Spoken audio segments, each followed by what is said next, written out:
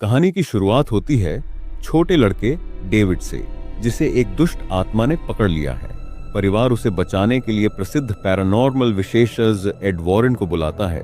Add Bible की आयतें पढ़कर उसका शुद्धिकरण करते हैं। कुछ देर बाद डेविड शांत दिखाई देता है, इसीलिए उसका जीजा नील उसे कमरे में आराम करने ले जाता है। लेकिन जैसे ही नील कमरे से बाहर निकलता है, बाहर से अचानक डरावनी थक थक की आवाज आने लगती है। डेविड दरवाजा खोलने की हिम्मत नहीं करता और डर कर बाथरूम में छिप जाता है। बाथरूम का दरवाजा भी अपने आप हिलने लगता है। हैंडल जोर से घूमता है।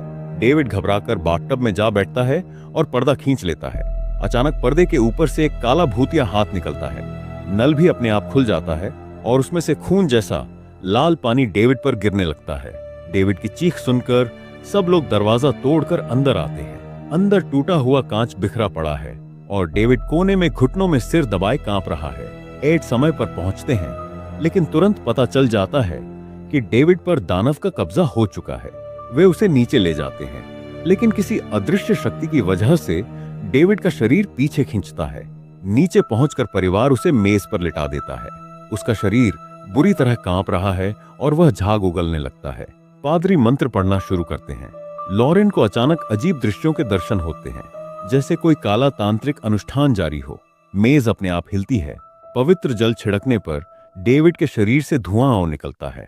तभी डेविड अपने मन से अलमारी को खोलता है और एक प्लेट उड़कर पादरी के सिर पर जा लगती है। पवित्र ग्रंथ गिर जाता है और अनुष्ठान टूट जाता है। डेविड एक घिनौनी दानवी हंसी हंसता है और उसका शरीर भयानक तरीके से मुड़ जाता है। एड फिर मंत्र पढ़ते हैं। तभी डेविड अचानक कूदकर एड के सीने पर जोरदार मुक्का मारता है, मानो किसी वयस्क व्यक्ति की ताकत हो। एड का दिल चोटिल हो जाता है। उसी समय नील आगे बढ़कर डेविड को पकड़ लेता है और दानव नील के शरीर में प्रवेश कर जाता है। सबको लगता है कि खतरा टल गया है, लेकिन असली डर अभी शुरू हुआ है। नील अजीब व्यवहार करने लगता है। एक रात वह किचन में जाता है, तब अलमारी पर रखा एक डिब्बा अपने आप गिर जाता है। पॉपकॉर्न फर्श पर फैल जाता है। तभी एक चूहा बाहर आता है और नील उसके पीछे पीछे कमरे तक पहुंच जाता है। वहां दीवार में एक झलकर बना छोटा सा काला छेद होता है। नील अंधेरे छेद में झांकता है और तभी अगले दिन नील बाहर पेड़ की टहनियाओं काट रहा होता है। उधर उसकी बेडरूम का दरवाजा अपने आप खुल जाता है। एक अजीब सी औरत चुपचाप कमरे में घुसती है, पर्दा उठाती है और खिड़की के पास खड़ी होकर नील को घूरने लगती है। नील अचानक पीछे मुड़कर देखता है, लेकिन वह औरत गायब हो चुकी है। इसी बीच नील के हाथ में पकड़ी इलेक्ट्रिक आरी अचानक अपने आप चल पड़ती है। अगर नील तुरंत उसे नीचे न फेंकता तो उसका पेट चीर जाता। नील डर जाता है और समझ जाता है कि आज उसके साथ कुछ ठीक नहीं है। वह अपनी गर्लफ्रेंड से मिलने लिए उसके काम की जगह डॉग शेल्टर से केस पहुंचता है। इधर कई घंटों से बेहोश पड़े एड वॉरेन भी होश में आ जाते हैं। जैसे ही उनकी आंख खुलती है, वे तुरंत चिल्लाते हैं कि नील को फोन करो, वह दानव के कब्जे में है, उससे दूर रहो। लेकिन लॉरेन जब तक फोन करती है, बहुत देर हो चुकी होती है। नील बाथरूम में चेहरा धो रहा होता है, तभी कुछ भयानक घटता है। वह चीखते हुए बाहर भागता है। सामने शेल्टर का मालिक उसकी गर्लफ्रेंड को दोनों हाथों से पकड़े लाल आंखों के साथ उस पर हमला करने वाला होता है। नील डर के मारे तुरंत दौड़ता है, मालिक को धक्का देता है और अपनी गर्लफ्रेंड को पकड़कर भाग जाता है। दोनों डॉग एरिया में पहुंचते हैं, लेकिन सभी कुत्ते नील को देखकर जोर जोर से भौंकने लगते हैं, जैसे वे उसके भीतर कुछ पहचान रहे हों। नील डरकर पीछे हटता है। उसका पैर फिसलता है और वह जमीन पर गिर जाता है। उसके हाथ से एक चाकू नीचे गिर जाता है। खिड़की अचानक खून सी लाल रोशनी से भर जाती है। अगले ही पल पूरा माहौल एकदम शांत हो जाता है, मौत जैसा सन्नाटा। और फिर नील पागलों की तरह चाकू से लगातार वार करता है, लगा रहता है। लेकिन जब नील की आंखें साफ होती हैं, तो जमीन पर मरा पड़ा इंसान कोई राक्षस नहीं, बल्कि डॉग शेल्टर का मालिक होता है। यह छोटे शहर के इतिहास का पिछले 198 सालों का सबसे डरावना और बर्बर मर्डर केस बन जाता है। पूरे अमेरिका में हंगामा मच जाता है। 19 सितंबर 1981 को केस की सुनवाई होती है। नील पर फर्स्ट डिग्री मर्डर का आरोप लगता है, लेकिन नील का वकील जज के सामने दलील देता है। नील ने नहीं मारा, उसके शरीर में दानव था। दानव पहले डेविड में था और वहीं से नील में आया। दानव की मौजूदगी साबित करने के लिए एड और लॉरेन डेविड के घर जाते हैं और वहां उन्हें पता चलता है कि यह सब शुरू कैसे हुआ था, एक अजीब अभिशप्त वाटरबेड से। डेविड ने उस पर पहली बार लेटते ही नीचे से किसी की घिनौनी भूतिया शक्ल को उभरते देखा था। वह डरकर उठ गया, लेकिन भूत तेजी से गायब हो गया। उसने नीचे उतरना चाहा, पर पानी के अंदर कोई चीज हिलती डुलती दिखाई दी, जैसे कोई नीचे बंधा हुआ हो। परिवार डरकर उस बेड को फेंक देता है और वहां कारपेट बिछा देते हैं, लेकिन एड कारपेट उठाते हैं और बीच से सड़ा हुआ उभरा हुआ हिस्सा दिखता है, जैसे नीचे कुछ छिपा हो। सच्चाई पता करने के लिए वे पुराने बंद पड़े बेसमेंट को खोलते हैं। लॉरेन टॉर्च लेकर अकेले भीतर जाती है। अचानक एक चूहा उसकी ओर भागता हुआ निकलता है। वह उससे डर जाती है, लेकिन उसी दिशा में टॉर्च मारती है। वहां एक बड़ा प्लास्टिक कवर पड़ा होता है। वह पास जाकर उसे उठाती है और अंदर भरे पड़े चूहे किसी सफेद कपड़े के चारों ओर घूमते हुए उसे कुतर रहे होते हैं। लॉरेन अंदर घुसकर सफेद कपड़े को उठाती है। नीचे की लकड़ी जगह जगह से सड़ी हुई है। यही सारा रहस्य उस कपड़े के अंदर छिपे हुए काले वस्तु की वजह से शुरू हुआ था। वह धीरे धीरे हाथ बढ़ाती है और सफेद कपड़े को पूरी तरह हटाती है। एड को एक ऐसा निशान मिलता है जिसे उसने पहले कभी नहीं देखा था। वह तुरंत एक रिटायर्ड बूढ़े पादरी के पास पहुंचता है। पादरी फोटो देखते ही पहचान लेता है, ये रैम्स गेट यानी शैतान पूजकों का चिन्ह है। ये लोग काले अनुष्ठान करते थे।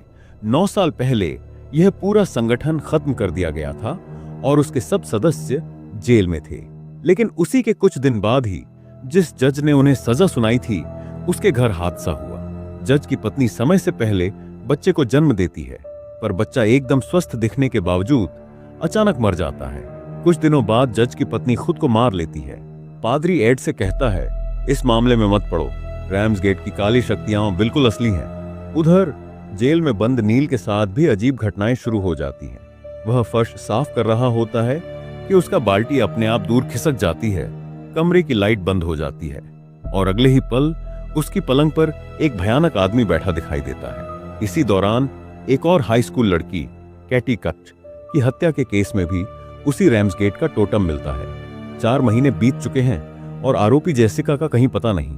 पुलिस लॉरेन को बुलाती है ताकि वह अपनी आध्यात्मिक शक्ति से उस रात का सीन देख सके। लॉरेन जमीन को छूते ही अचानक दिन काला पड़ जाता है। पेड़ की छाल से एक कटी हुई भूतिया हाथ बाहर निकल आता है। अंधेरे में 2 लड़कियां वो दौड़ती नजर आती हैं, कैटी और जेसिका। दोनों रात में जंगल आए थे, प्यार के यादगार तोहफे आपस में बदल रहे थे। पर तभी जेसिका पागल हो जाती है।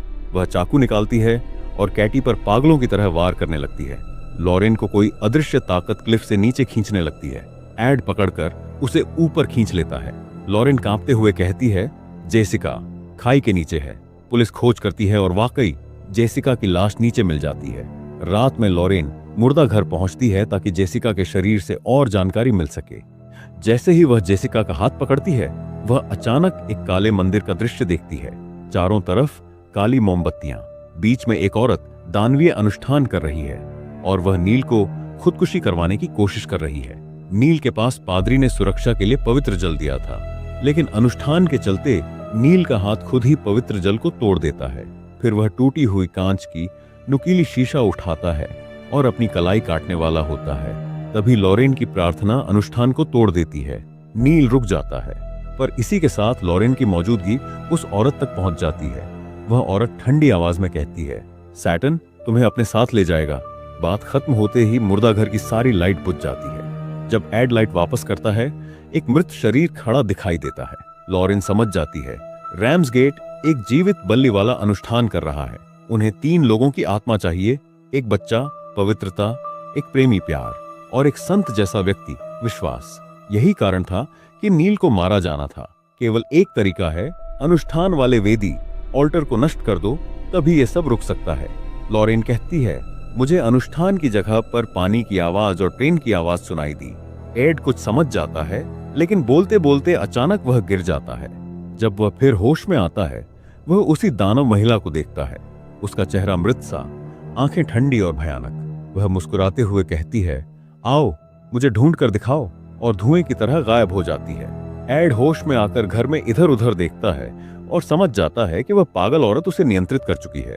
घर में कल की ताजा खरीदी गई फूलों की एक बोतल पूरी तरह सूखकर राख बन चुकी होती है। एड फूल को हाथ लगाकर देखता है, पंखुड़ी उसकी उंगलियों में रगड़ते ही राख बन जाती है। एड तुरंत फूल का फूलदान फेंक देता है। लेकिन जैसे ही फूलदान टूटता है, एक भयानक राम का सिर दिखाई देता है। लॉरेन सिहर उठती है। रात भर वह बूढ़े पादरी के पास जाती है, रैम्सगेट और काले अनुष्ठानों के बारे में जानकारी लेने। इधर एड घर पर 3 पीड़ितों के स्थान चिन्हित करता है। पता चलता है कि सभी एक ही समुदाय के केंद्र में हैं और ट्रेन की आवाज और पानी की आवाज मिलाकर सिर्फ एक ही जगह बनती है, बूढ़े पादरी का घर। एड तुरंत पुलिस को सूचित करता है और कार लेकर वहां पहुंचता है। इस बीच लॉरेन पादरी के साथ बेसमेंट में पहुंच चुकी है। पादरी एक फोटो एल्बम दिखाता है। यह उसकी बेटी इस्ला की तस्वीरें हैं। पादरी रैम्सगेट के अनुष्ठानों में इतना डूबा था कि इस्ला भी उनकी छाया में पागल हो गई, लेकिन उसने संतुलन खो दिया और अब अपने खुद के बलि अनुष्ठान करने लगी थी। उसका वेदी अल्टर इसी बेसमेंट में छिपा हुआ था। पादरी ने बेटी को बचाने के लिए सच छिपाया था, लेकिन निर्दोष लोगों की मौतें देखकर उसने तय किया वेदी को तोड़ना ही होगा। लेकिन तभी इस्ला वापस लौट आती है। पादरी लॉरेन को एक गुप्त कमरे में धकेल देता है और खुद उसके सामने बैठकर समझाने की कोशिश करता है, लेकिन इस्ला उसके पास पहुंचकर सीधे पादरी का गला काट देती है। लॉरेन गुप्त कमरे में वेदी को पाती है, लेकिन वेदी बहुत भारी होता है। वह उसे हिला नहीं सकती और अब इस्ला भी पास आ चुकी है। संकट के इस समय लॉरेन एक ईंट उठाकर इस्ला पर फेंक देती है और पलायन करती है। एड पहुंचता है। लॉरेन दौड़ती हुई उसके पास आती है, लेकिन अचानक वह इस्ला में बदल जाती है। एड पागलों की तरह बिगड़ जाता है। हाथ में हथौड़ा लेकर लॉरेन पर हमला करता है। इस्ला मौका देखकर मोमबत्तियां जलाकर अनुष्ठान शुरू कर देती है। इसी बीच जेल में नील प्रतिक्रिया करता है। वह दर्द में चीखता है। सभी लाइटें फट जाती हैं। उसका शरीर भयानक तरीके से मुड़ता है। हड्डियां टूटती हैं और वह हवा में उछल जाता है। नील हाथ में कांच पकड़ लेता है। नियंत्रण खो चुका है और अपनी नस काटने की कोशिश करता है। डेबी उसके हाथ पकड़कर रोकने की कोशिश करती है। नील की ताकत असाधारण होती है। कांच गर्दन के नजदीक पहुंचती है। इसी समय एड हथौड़ा लेकर लॉरेन को कोने में दबा देता है। आंखें सफेद, मन पूरी तरह खो चुका। लॉरेन बार बार चिल्लाती है, एड याद करो। तभी एड कुछ याद करता है। एक आखिरी पल में वह समझदारी से हथौड़ा उठाकर वेद पर वार करता है। नील की तस्वीर हवा में गिरती है। अनुष्ठान टूटता है। नील हवा से गिरकर सुरक्षित बच जाता है।